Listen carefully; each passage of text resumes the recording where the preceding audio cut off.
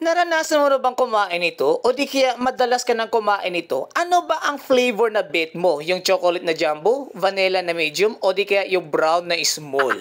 Teka, paano ba to ginawa? At ano-ano ba ang mga ingredients na hinahalo nito? Gusto mo bang malaman? So syempre, unang-una, dito sa ating mixing bowl ay maglagay tayo dito ng 1 cup of rice flour and 1 cup of glutinous rice, 1/2 cup of cocoa powder and 1 cup of brown sugar. Kailangan mo lang siyang salain guys, baka kasi may mga tibugol-tibugol.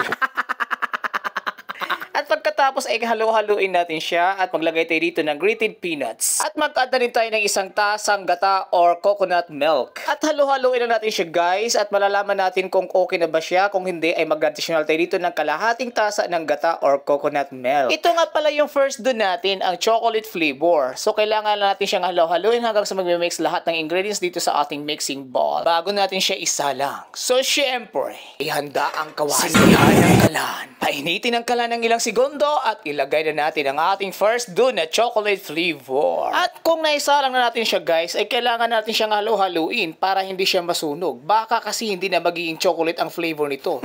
Dark chocolate na. Pero di bali na, hindi naman nagkakalayo. Chocolate and dark chocolate flavor.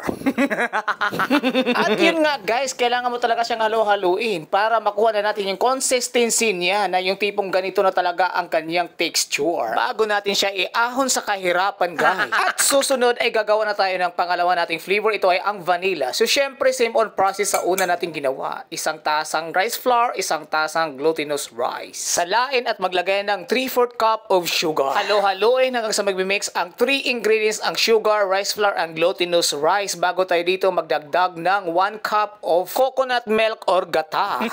At maglagay na rin tayo dito guys ng vanilla extract dahil ang flavor nito ay vanilla. Kaya siya puti. Halo-haloin at pagkatapos ay isalang na natin dito sa ating mahiwagang kawali. At same on process kung ano ang ginawa natin dun sa una natin ginawa dun sa chocolate, ganun din ang gawin natin dito sa ating vanilla flavor. At pagkatapos ay kailangan na natin siyang balutin. Ganito ang pagbabalot niya guys. Iikis-ikis lang natin siya at imimix na natin ang dalawang flavor na chocolate and vanilla. At kung paano nga pala kayo magbabalot ng mga suman o di kaya budbud sa Bisaya ay ganun din ang pagbabalot ng ating menu for today's video. Ganito lang siya guys at kailangan mo na siyang itali dito sa pinagkaduluduluhan niya. Ganun lang. At syempre ito na lahat ang ating nagawa. At ano pa ba ang kasunod dito guys? So syempre kailangan natin siyang isalang dito sa ating steamer. Akala ninyo tapos na? So syempre kailangan natin siyang lutuin pa ulit dahil hindi pa tapos ang ating pagtutuos. At dahil ay kumulo na yung tubig guys, ay isalang na natin dito ang ating pinagbabalot na mga suman. So syempre maghihintay tayo dito ng 20 years, 50 years, and 30,000 years. At ito na nga guys, naluto na and after 10 minutes na pala natin siyang pakuluan guys. At syempre kailangan na talaga natin siyang iti-test reveal guys. Hindi talaga mawawala ang ating pa-pre-test. Dahil dito tayo nabubuhay. Kahit saan kung may pa-pre-test, andun talaga tayo. Pangtawid gutom lang. Kaya ikaw, naranasan mo na bang kumain ito? O di kaya madalas ka nang napakain ito? Ano ba ang lasa nito? At ano ba ang pakiramdam pagkatapos mo kumain?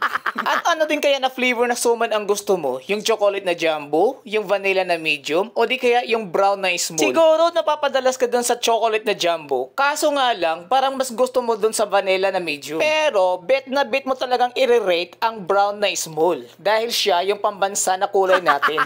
Kaya ikaw, ano ba ang suman na bet mo? Mamili ka na para hindi tayo magduda. Babo!